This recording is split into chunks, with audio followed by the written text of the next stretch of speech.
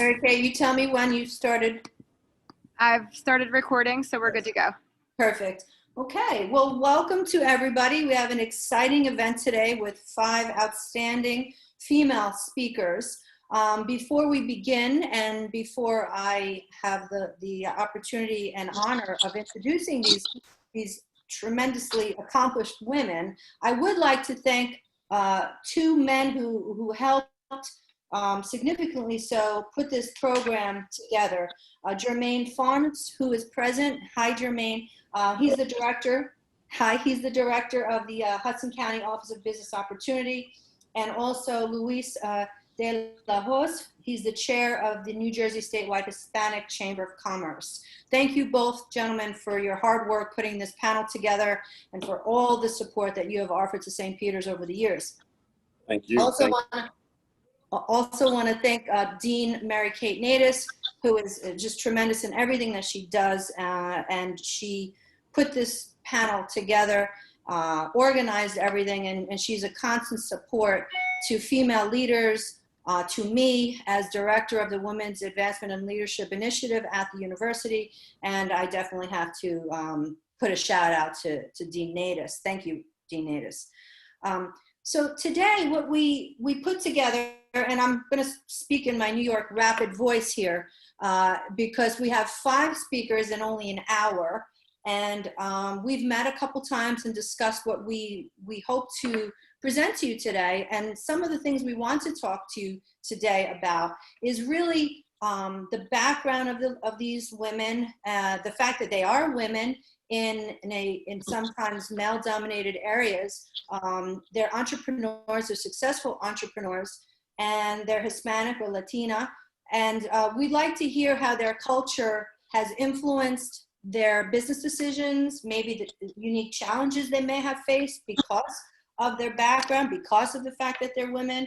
And even, you know, especially during this last several months where we're in COVID-19, and how maybe the challenges have gotten worse, and maybe they've had to make adaptations to their business, and perhaps they even may be able to give us some hope and lead us, those of us who are interested in starting our own businesses, or if we have our own businesses, how to get through this crisis. So that's a lot to talk about, but certainly we're hoping we get some gems from each of our very accomplished speakers.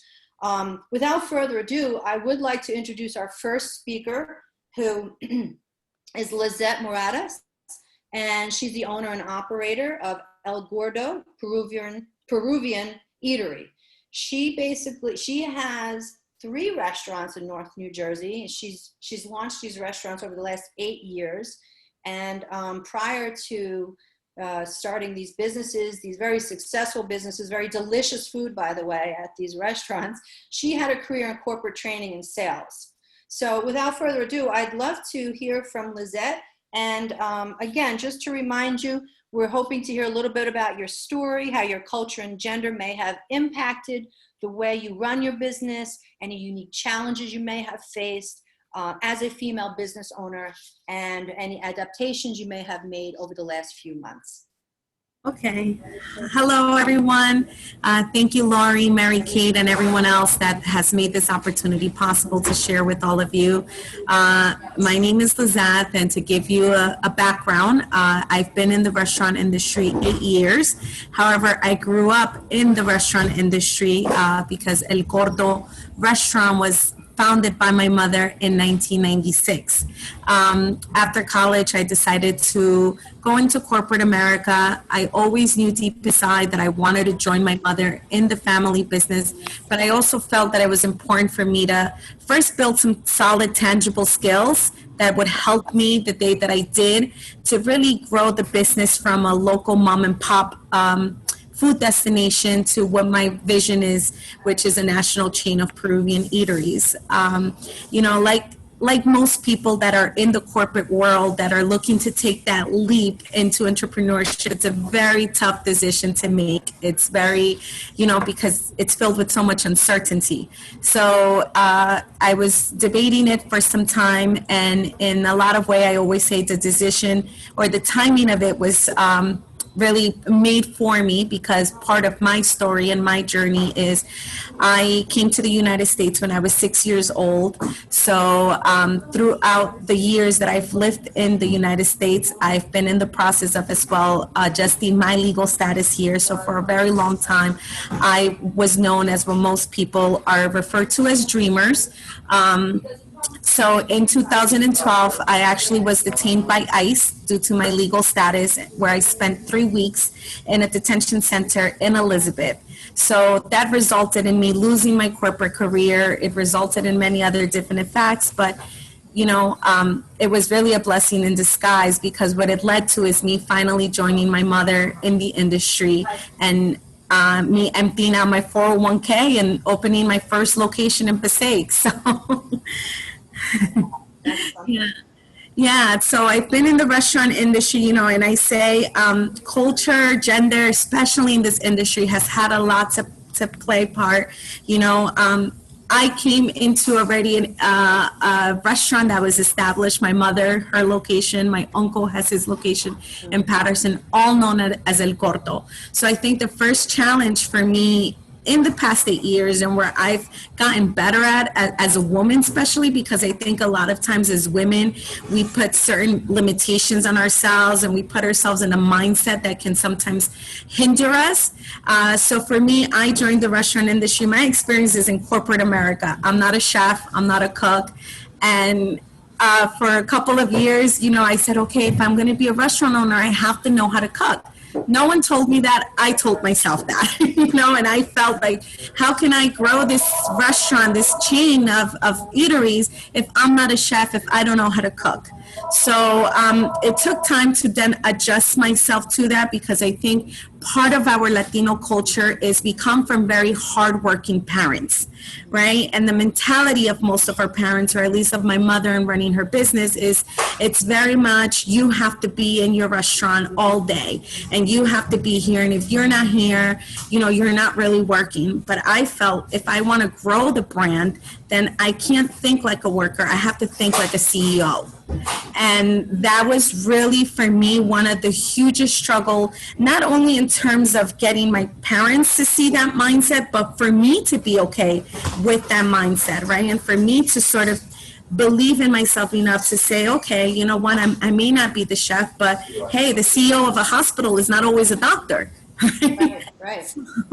So it really took now I'm in a position where I can say it more clearly and more confidently, but I think that was the biggest struggle, just culture-wise, especially coming into my family industry, and the success of my brand has been the minute that I decided to put on my CEO hat and start thinking like one. But I think that there's also value in the background of being hardworking and being resilient, and having that from my mom, because taking it through what we're going now in through everything with the pandemic, me having the ability to really be one-on-one with my team has helped a lot in terms of how they've been able to unite with me in terms of maintaining our locations open, all while staying safe, while following all protocols. So the fact that I'm able to build this strong team, which is what causes us to grow, is as well because I could be hand in hand here with them.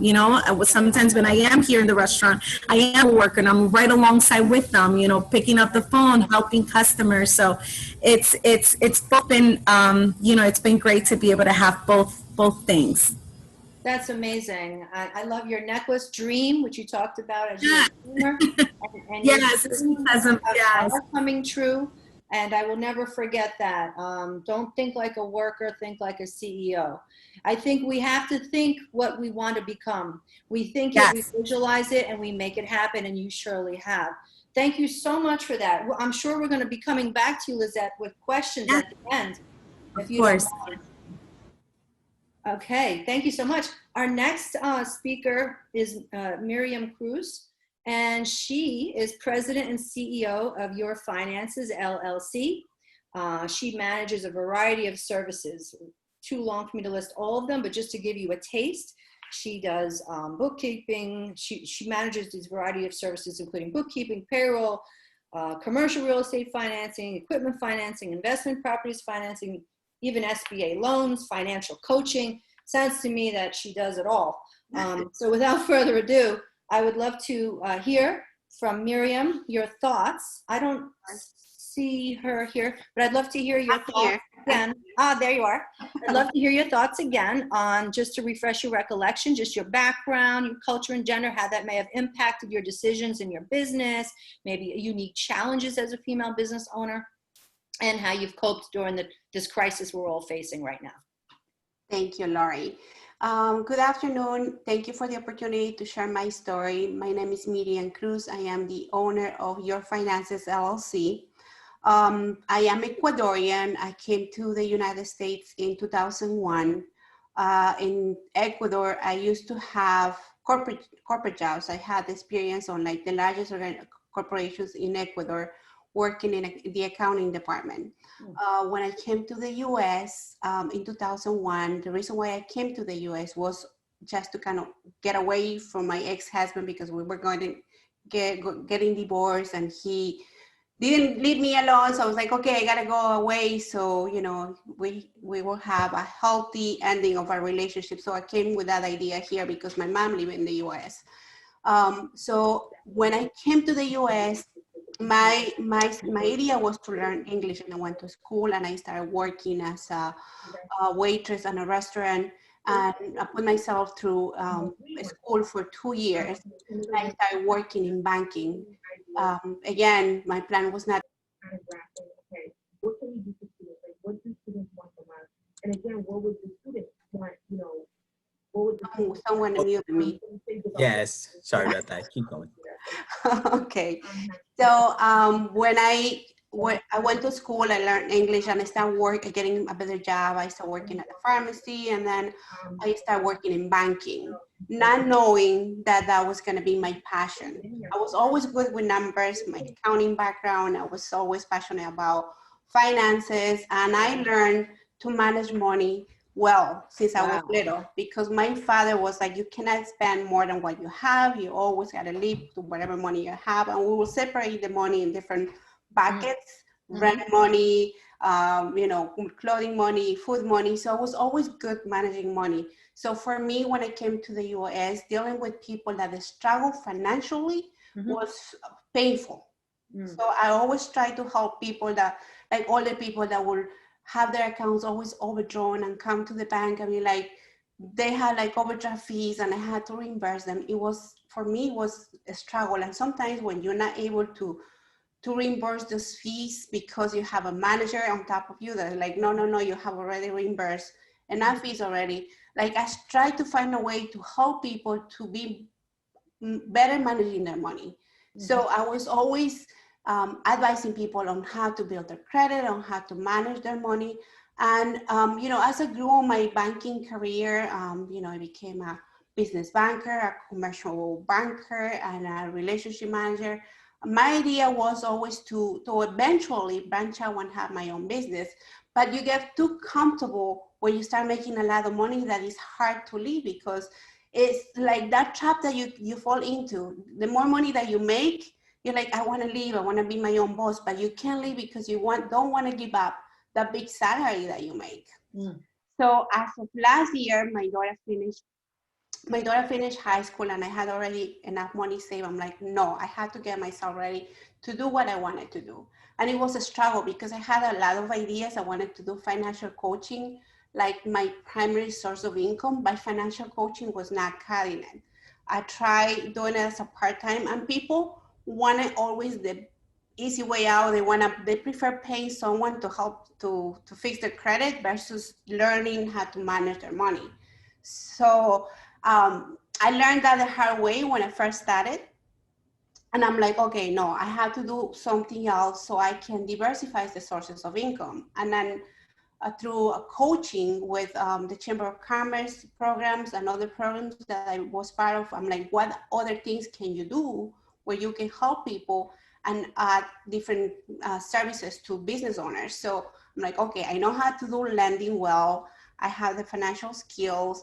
I can help people to obtain financing. And that's what I started adding services. So I consult people on getting business financing, and then bookkeeping and accounting. That's something that I know how to do, and I did it for many years. So that's how I started adding different services to help business owners to have control over their finances. One way or another is for me to get them ready. So when they're ready to grow their business, I can guide them and I can get them their financing. As far as being a female business owner, I don't think I have an issue. I never had an issue with being a female. I think it opened up doors for me. And maybe I think one of the mentors that I had in my life is you always have to project, and you always have to let people see how they want you to, how you want them to see it. So dress appropriately. Like don't show up too much, because if people see you like wearing or showing, they see it like, no, like they don't see you as a professional. They immediately start thinking, how do I take advantage of this person? Right. So always keep, like always dress professional, always always act professional. And that's something that has helped me through my career, because anytime that I meet with someone is business only. So I never really had a disadvantage of that. But I think that's because I learned that very early in my life, that I always had to dress appropriately. Always dress for success, they call it. Right. And then the other thing that I will say, yes, business owners might have an advantage. Men will have an advantage because I'm a female. But the way I always think is I want to make an impact. And I know in the beginning it's going to take time to develop that trust, because when you manage money and when you help people with money, you have to develop that trust. You have to allow people to trust you and know that you know what you're doing. And my biggest success has been that whenever I help someone, people will refer me more businesses. Right. So marketing is something that I never really had to spend money on, because I always get referrals. Recently with, COVID, that's when I actually started like reinventing myself and doing marketing. And now, taking different classes and learning how to manage social media. Laura, that was my classmate on the Latina entrepreneurship training, has taught me a lot. And, and I'm doing my research, because now I know that with everything that's going on with COVID, like branding is something that you have to do, and you have to be constant and very disciplined on doing it. So that's something that I believe very strongly right now with COVID, and with the way that business is changing, taking it to social media, taking it to Zoom. People want to still meet, but some people don't want to meet anymore. So like, okay, let's set up a Zoom meeting. Yes. Just provide the tools to make it easy for them to reach out to you and be available. I think that's the biggest piece of advice that I can give anybody. Be available to talk to your customers, to do Zoom meetings, to maybe do FaceTime, provide the resources for them to grow the business. And right now, like everything is online, everything is going to be, the way that we do business is going to change completely. And we have to be able to adapt to the times right now. Thank you so much, Miriam. Excellent advice. Be available. Sounds like you talked a lot about having patience and bravery and taking some risks that sometimes are scary. I think you gave the perfect segue, though, to our next speaker, talking about branding as something very, very important, who is Vicki Urena. She's the founder and marketing strategist for Social Vibes Media. She teaches methods of social media branding, and she's actually published numerous articles on this topic. Indeed, she was named Top 25 Brand Builder by Leading Women's Entrepreneurs, and that was in 2017. So she's an expert on this, and I would love to hear, Vicki, are you there? Yes, I'm here. So hi. I'd love to hear a little bit again about your culture, gender, and any impact that may have had. Yeah, absolutely. Thank you for having me. So I actually became very inspired these past several minutes listening to the stories of Miriam and Lizette. And I've really never shared this in any of like the panels or my conversations or talks. But when I think back as like the journey of entrepreneurship, I'm questioning myself, did it have to do with culture? Did it have to do with my values and my upbringing and my family? So I am first generation. I don't think I've ever shared that. I'm of Ecuadorian descent. I am the daughter of two Ecuadorian immigrants that came to the United States in their 20s, young married couple. And my dad was always like a rigid, structured man. He was a clocksmith for Psycho in the city. And my mom, knowing very little English, very little about the culture in the States, she tried to like get part-time jobs and babysitting and factory work back when factories existed. And, you know, it just didn't fit her lifestyle because I was one of 5 children. Dad worked 9 to 5, so he wouldn't get home until 6:30. So my mom figured out a way, and she said, you know, hey, if I can take merchandise, go into the city, take merchandise. She started selling clothing items for women, you know, take merchandise, flip it, sell it for a profit. I can run my business and I can raise my kids and I can, you know, be there with my family. And that's what she did. Like, I saw my mom hustle, like I've never seen, like no one ever. Like the lady would drop us off at school, go into the city. She started with women's clothing, then transitioned into like gold and diamonds and like special orders for clients. And she would sell at hospitals, at schools, you know, within our own networks. And so I think back now, and if anyone were to ever ask me, like, where did it start?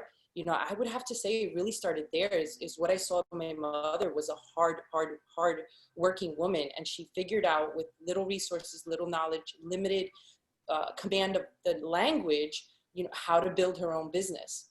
It's amazing. And she did very well. We all went to private school. We owned a home. My mom owned a home, my parents.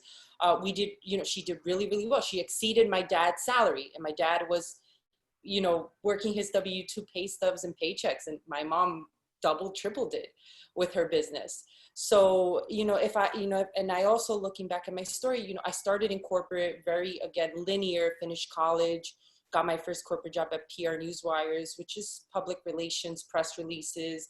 I became a young mommy at 19. You know, I finished my bachelor's, my master's, didn't know what to do with my master's. I started adjuncting college classes. So I was a college professor for 4 years. I haven't taught classes in a while, but I was working my 9 to 5, and then in the evenings I would teach classes at St. Peter's University, NJIT at Newark, Hudson County Community College, and I had a little baby girl, and you know, I was always just very focused and very driven, and I said, I want more. I'm not satisfied with the 9 to 5 sitting in a cubicle. This can't be life. This can't be it. So I made the decision to venture out into what they call this big word, entrepreneurship. And I was like, you know, super young. I'm maybe in my late 20s, but still very young, very naive. I always shared you know, my mistakes of like, I went into debt. I pulled out credit cards, which I shouldn't have. I got office space, which I shouldn't have. I emptied out my 401k, very similar. I went into like debt with the business, and I wasn't in a good space at all. And it was just at the point of just like giving up.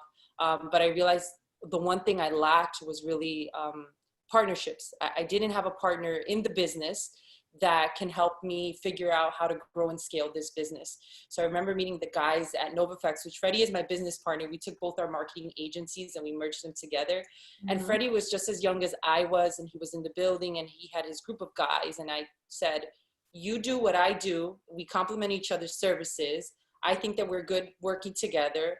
Let's do it. So eventually we started a couple of projects. We merged into one company. I was the only girl at the time. It was very weird, but it was very, very cool just, you know, to have the guys and the support, and, you know, you get a different perspective of the business. But my role within NovaFX Social Vibes became sales. You know, I remember Freddie just having that conversation with me, and I'll never forget it. And, you know, I always share, laugh about it. He goes, you know, if we're going to make this happen, you have to focus on bringing in clients. And that should be your only focus, is work sales. And at the time, like, oh man, like, I don't think I'm that good with sales. Otherwise I would have built my own clientele, and I didn't need Freddie, and I didn't need these guys, and I didn't need anyone else. But I realized, you know, as an entrepreneur, identify your weaknesses. And sometimes it takes a business partner, a business mentor, someone that's not, you know, won't fluff it for you. That's the worst thing anyone can do in your circle, is fluff your reality. Oh no, you'll be fine. You know, oh no, you'll figure it out. No, you're smart. that doesn't help. You really need someone that's going to give you the raw reality of, if that's the one skill you need is sales, get better at it. And I put myself through like sales training classes. I hired a sales mentor. I sucked at networking, and the more I did it, I became better at it. I started to use the one platform that Miriam, you talked about. I wasn't an expert in social media branding. I had no clue what it meant, but I figured out, there's this platform that exists that you can put your content out there, and it costs you very little to $0.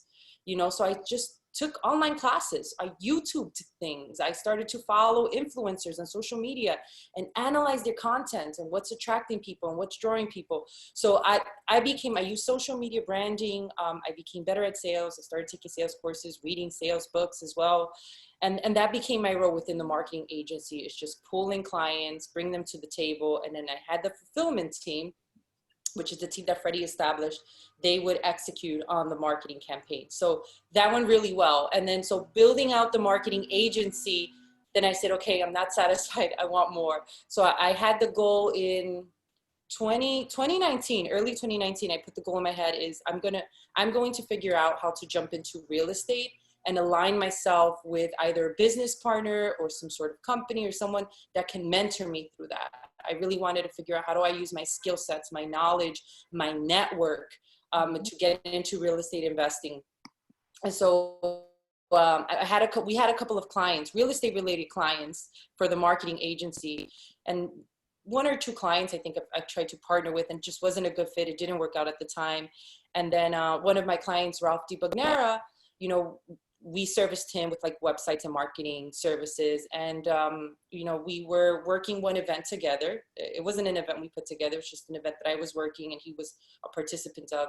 And afterwards he said, I'd love to have you on the team full time. I think, that I can figure out a role for you as like business development and marketing. So in 2019, I joined Cardinal Financial full time as their business development and marketing strategist. And, it was with the goal to Ralph wanted to build this brand called this Real Estate Disruptor. And at that time it was just a name, no idea what it meant, who was targeting. And that was, as a marketer, that was so fulfilling for me to be part of an idea that birthed into a community. Right. And so now, I can confidently say from start to finish, in the sense finish is never really finished, but from the very start, I know what it takes to build that brand, to build that community, to get people to become attracted to your content, to the values of the organization. And then the Real Estate Disruptor became a platform. And, now we work with realtors to help them with their social media presence, grow and scale their business, generate their own leads, build their book of business. And then obviously we benefit. Cardinal is a mortgage company, the realtors, and send us referral business.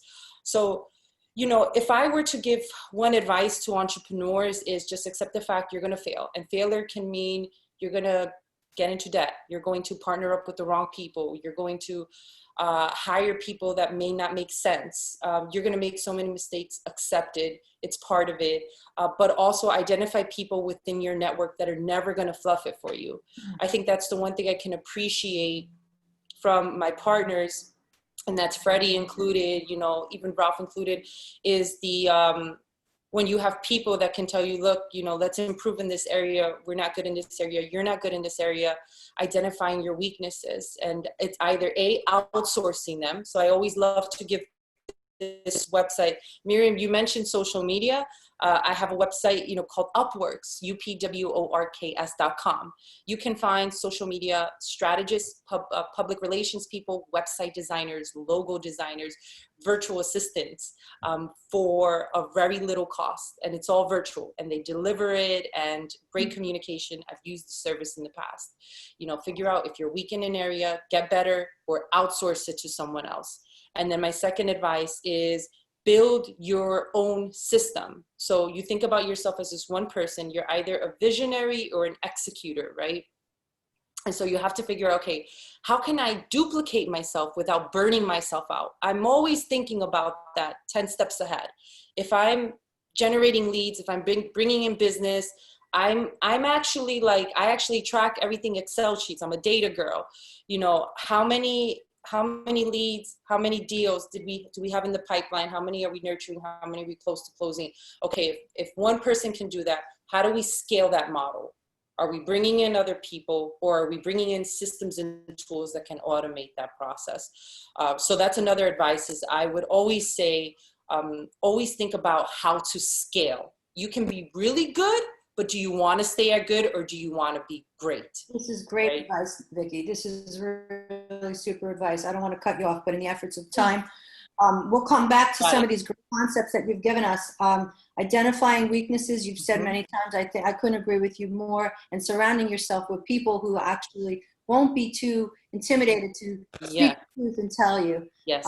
So thank you so much for these amazing words of advice. And we have to come back to that, I'm sure, at the end. Our next speaker, Laura Hoyos. Laura, you there, right? Laura has, she's a creative artist, okay? So we're gonna be shifting a little bit to someone who's an artist. She's also an instructor. She's a face and body painter. And she's the founder of Paint to Smile. So I'd love to hear from Laura. And she also came to the US at a very young age, she told me, at the age of 9 years old, from Colombia. So without further ado, Laura, would you give us your take? Is she here, Laura? Would you Yes, give I'm us here. your take on what we've been, there you are, what we've been discussing? Yes, thank you, Lori, for Thank having us. Thank you, Jermaine and Luis, and thank you all these beautiful Latinas that, you know, decided to come here today and share a little bit of a story with you guys. I have had the pleasure to meet all of them, to work with them. I had the pleasure to be in class with Miriam, and I've had the pleasure to have heard Vicki on a lot of her seminars for strategy and social media, and she's amazing. Her LinkedIn tips are great, so follow her. So a little bit of my story. I came from Colombia when I was 9. I came with my mother. She was a single mother, and she was a teacher back in Colombia. So here she came, she left everything. She had to work in a factory, and she also had a part-time. And that meant that I had to go to school.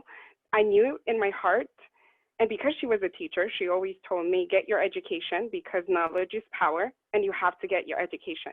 I'm going to work really hard, so you don't have to worry. I knew that for college, she didn't have the financial means. It's not that she didn't want to pay for me, it's just that she didn't. She was a single mom. So I worked my butt off in high school. I got great GPAs. I walked out of there with a full ride. I started in Rutgers University. She got really sick my first year, so I decided to come back home. I went to Bergen Community College, got my associates there. Then I went to William Patterson, and I went for fine arts. I started graphic design. And at that time, in 2009, things weren't going very well for graphics. A lot of my friends in the industry were getting let go. We had a stock market wasn't doing very well. So there was a lot of people being let go. And I started substitute teaching.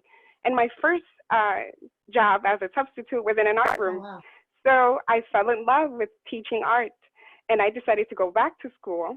Now, I knew that if I became a one-on-one teacher assistant, they were going to pay for half of my postbac or my master's. So I went back to school. They paid for half of it. I became an art teacher and an art educator. I was in the school system for about 10 years between subbing and teaching. I taught graphic design, ceramics, painting, art. So anything that had to do with color, art, and creativity, I was there. And I grew up always wanting to have my own business. Vicki said here, either you're an executor or you're a visionary. I had a vision of having my business, being able to instill in people art. I see art as a connector. I see art as a way to celebrate so many things. And being able to share it, it's a blessing. And I've always wanted to have my own business. So I did teach, but I saw that that wasn't my calling. That yes, I wanted to teach people, but if I wanted to continue to do and build what I wanted to do, I had to do it outside the classroom. So I created 5 years ago, as I was still teaching, that was my last year of teaching, Paint to Smile. And what I started doing was I started face painting the kids of my friends. That turned into a business, and I started doing face and body painting, and then it was just that, right? Face and body painting brought me into maternity belly painting. Wow. So why do I say that it's a blessing? And it has been a blessing to be a woman. Why? Because I get to celebrate, enjoy, and embrace the beauty of pregnancy. And not only that, I get to share it with other women. So I did tell you I did body painting and face painting, and that was a lot of what Paint to Smile did for the last 5 years. But then the pandemic hit. And, you know, I'm an instructor, right? So I do teach paint and zip events, right? Well, in March, all my events for the rest of the year were canceled. They said, Paint to Smile can't operate. So I'm home, and I'm like, well, so what am I going to do? Like, I can't operate. Everything I do is face-to-face. The proximity that I do these paintings, I can't operate. So thank God I was part of a class, which was called Let's, which was led by the Hispanic Chamber of Commerce. And I was in there in a class with 31, I want to say, other inspiring Latinas. And through that, it was about 8 weeks, we inspired each other to keep going. So I decided to go virtual. Now I teach classes online. I came up with a kit. So now I send people a kit. They get their art kit at home, and then they connect with me, and we have an art event at their home. Now, this was last week. We called it Frida Paint Night. Why do I love art? Because it allows us to celebrate our culture. I had women in there from New York, Connecticut, New Jersey, California. We had women in there that had 10 of them, and they were celebrating their birthdays. It has been a blessing to be an entrepreneur. What I tell my students, and what I tell anyone is, if God gave you the tools, if God gave you the vision, it's because He gave you the tools. He's gonna put the right people in front of you. He's going to put the right opportunities in front of you. So you have to. It's gonna be scary, because anything new, it's scary. It's scary at first because it's uncomfortable. You don't know. Say yes. Figure out how you're gonna do it afterwards. I remember my first body painting gig. We called them gigs. It was a glow in the dark event, and it was this big event for New Year's. I had body painted, but I wasn't familiar with how it was gonna look, like what paints to get, which brand was better. I figured it out. I signed the contract. I said yes. Then I figured it out, and now they wanted 2 artists, so I brought somebody else along with me. So take advantage of the opportunities. Like what Vicky said, having a network is very important. The fact that I am part of the Hispanic Chamber of Commerce has been a blessing, because you are in there and you network with other Latino entrepreneurs. We help each other. It's really a familia. Be coachable, find a mentor. Luckily and thankfully, I've been able to find mentors throughout this journey. Learn to love failure, because what I say is, if you fail one time, you get up, and whatever you learn, the next time you're going to be better. So whatever you couldn't make it, there's always a reason, and always get better. And that's it. Amen to that. And I tell you, it's a beautiful story. Your vision has led you quite beautiful success. And I love the fact that you celebrate both being a woman and your culture in your art. So thank you so much for that. Great advice. And I'm hearing a theme from all of you. Thank you. It takes bravery, and sometimes blessings are in disguise. So without further ado, I'd like to introduce our last speaker, Adriana Vasquez. She's the CEO and co-founder of Lilu, named one of the top 30 female tech healthcare influences in 2019. She's won numerous awards, too many to list. I'll list just a couple here. She was in 2019 the She Knows Blogger competition winner and the Alpha Lab Gear Hardware Cup competition winner. So Adriana, if you would please let us know your thoughts on what we've been discussing, culture, gender, challenges, all of the above. Adriana? Yeah, of course. Well, thanks so much for having me, and what an inspiration to hear from all the other amazing entrepreneurs here. My journey, I guess, has been a little bit, I guess, like everyone's, like very different, and there's been both blessings and difficulties along the way. But I think being an entrepreneur has kind of really helped me redefine also my idea of what's success, and really kind of tested our like my resiliency. But to tell you a little bit about myself, I grew up in Mexico City. My parents are both lawyers, and interestingly enough, when I was growing up, everybody would be like, "Oh, here's the little lawyer. Here's the little lawyer." I was like, "I don't like law. I I want to be a mathematician or an engineer." And from very early on, I realized that I had this like love for technology, and something that I've really reflected on is, I think for a long time I didn't really think that there were any differences in what I could achieve based on either my cultural background or my gender. And I didn't even think about that technology could be made differently for men than for women. So kind of like to fast forward a little bit, I left Mexico when I was 18 to pursue an undergrad degree in maths and computer science. And afterwards, I worked at a big bank as a software developer. And what I started to realize, a couple of things, looking at my peers and some of the older like women around me, like they were super tech savvy, super career oriented, but they were having such a hard time breast pumping. And this is kind of when I realized, I think by that, also in my career, I had started to see, yeah, there's a little bit of a different playing field for men and women, particularly me being in STEM, right? So in science, technology, engineering, and maths. You start seeing less and less people in the room, in meetings that look like you. And again, I think I had this realization, and the reason I really loved technology is because I really believe that it should make people's lives easier and bring joy in people's lives. And then suddenly I was starting to see that in some cases that wasn't kind of true for the technology that had been developed for women. So I started to think about a career transition. So I did a master's in product design.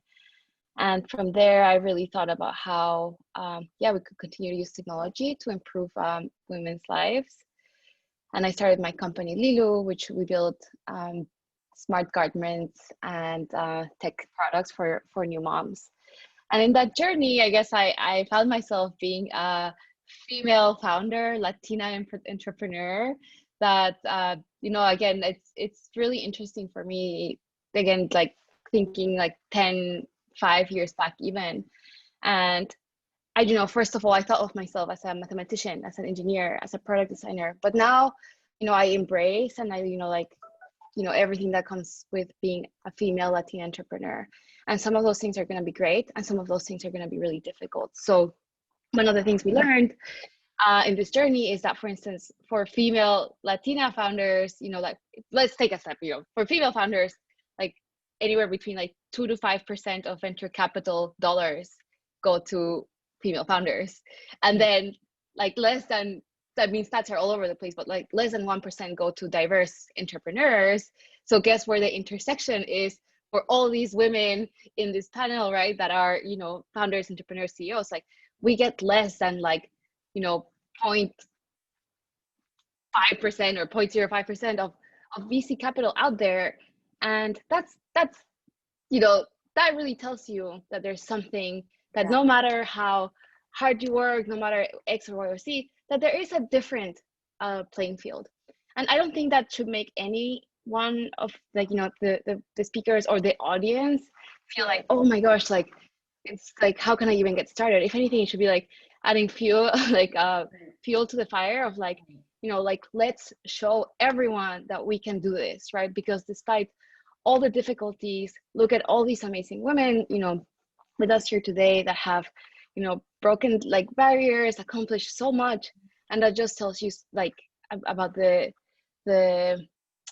drive that we have, and that, you know, that we can persevere and that we can accomplish as many or sometimes more things that maybe others that don't have to kind of fight through all those biases. So I think that, again, like maybe take something that for others or some people might tell you it's kind of like a disadvantage or a weakness, and make it your strength, is something that I've really learned. And I guess to echo some of the things that others here have said, you know, just don't be afraid to start, you know, or like be, you know, like really dream big, like, you know, Lisette, and like the, you know, chain of restaurants, you know, like, and it'll be like multinational, maybe, you know, one day. And I mean, have those big dreams and like have that mentality, because that's really kind of, like you'll be your inner motor, and then you're going to find, you know, peers like this and communities like this that are going to be there to support you. So yeah, I guess I'm always really inspired to hear and learn from other entrepreneurs.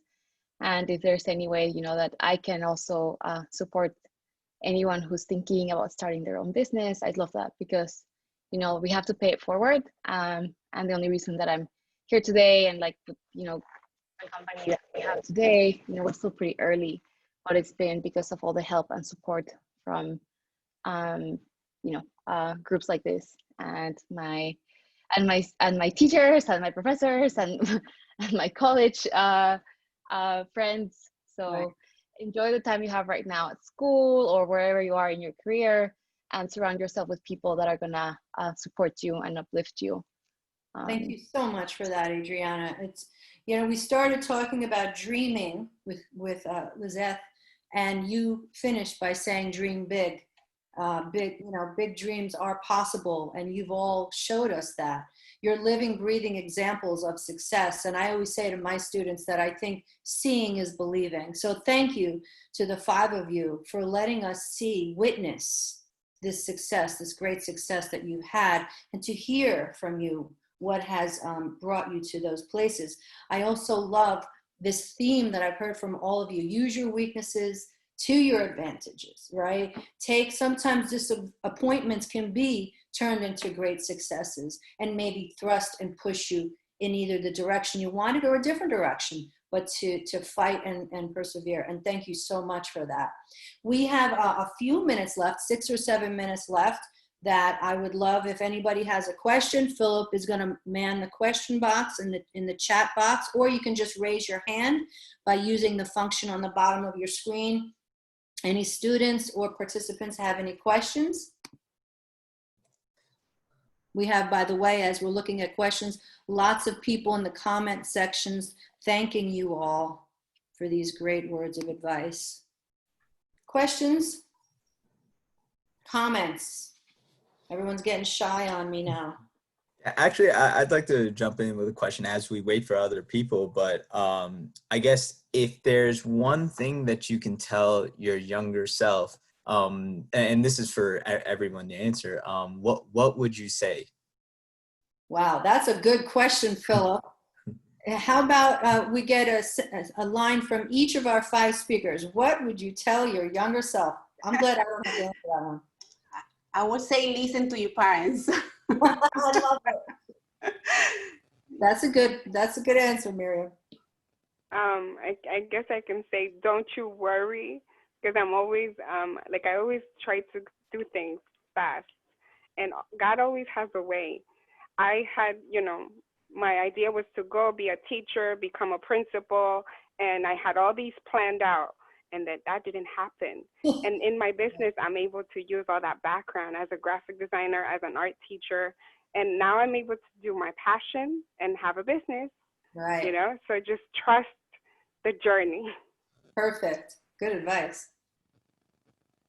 What about from our other female speakers? I would say definitely. I'm sorry, you're muted, Vicky. Sorry, Vicky, just unmute if you can. There you go. I would definitely say buy real estate. Buy real estate, open up your investment account so the compounding effect can start in your early 20s rather than in your late 30s. Okay.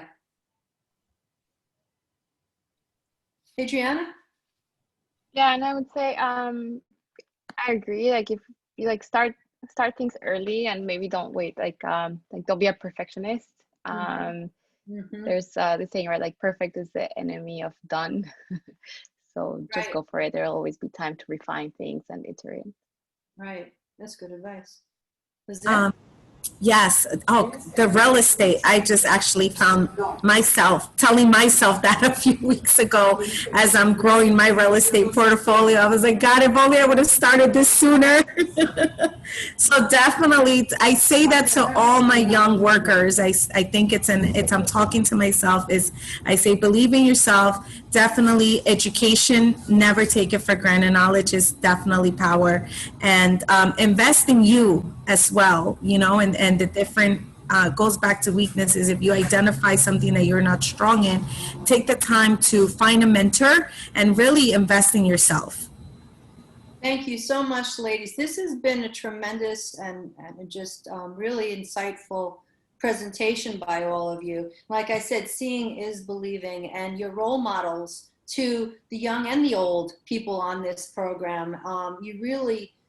You inspire me. I really feel happy to hear that you utilize both your culture, your gender, your experiences, the hardships, as well as the benefits to in your businesses, and that's what's really thrust you into entrepreneurship.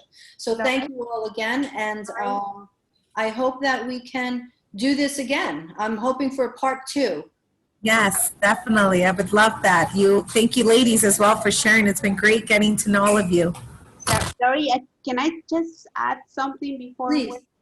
I know Adriana made a comment about access to capital and, like not knowing how to do it or maybe not having the same opportunity as other people.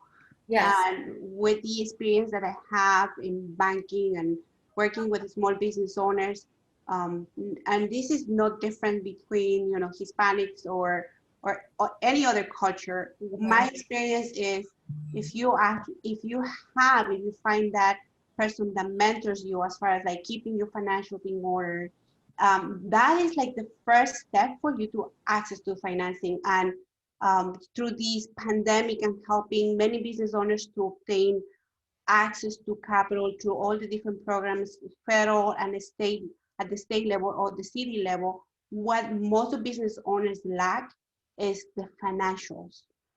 They don't have their financials in order. They don't have profit and loss. They don't have their tax returns in order. They don't really know what the numbers are, and that's what every business owner lacks. So if you have everything in order, like the opportunities that you will have to grow your business are like 100% versus 0%. So start by having your financials in order. That's the number one step if you wanna apply for financing personally, and in your business, you have to keep that organized. Great advice, Miriam. Thank you so much for that. And again, thank you for all of our participants for donating your time to volunteer today. We will share your business services with the group and with the university. And I personally am going to be checking you all out and all of your products and your services because you've inspired me. And thank you again. And thank you to Phil for helping out. And again, Dean Natus and the others for the Next time, maybe we can do this from El Gordo, and then we can all be enjoying sangria. It's Peruvian food as we chat. Oh, that would be wonderful. Yeah. Mouth water. Thank you all so much, and have a beautiful day, everyone. Thank you so much. Our speakers were everyone. absolutely amazing. Dr. Busa, thank you. You're an awesome moderator, and it was great to have so many people, students, community members, professors with us here today. So I really want to thank everybody. Jermaine, thank you for all of your outreach and your efforts. And I can't wait to the next series. I want to bring everybody back. Thank you. Fantastic, ladies. Thank you so much. We appreciate your time and your wisdom, especially at a very critical time like this when businesses are just struggling to stay open. And, the things that you have shared with us is invaluable. And like I said, I feel like I need to do more because I hear the stories and I hear the triumph and I hear the perseverance that each of you, are doing, and just to keep going and move forward. So thank you again. Thank you. Thank you, Jermaine. Thank you all. Have a wonderful day. We'll try to do part 2 soon. Yes. I'll take you up on that, Lizette. I'm hungry. No, I'm really hungry too. Bye. Thank you, Mary Kate. Bye. Thanks for saying Thank yes, you, everybody. I everyone. really appreciate that. And remember, dream big, Thank dream big, you. and make it happen. Still there? Bye, everybody. Oh, she got Bye. phone.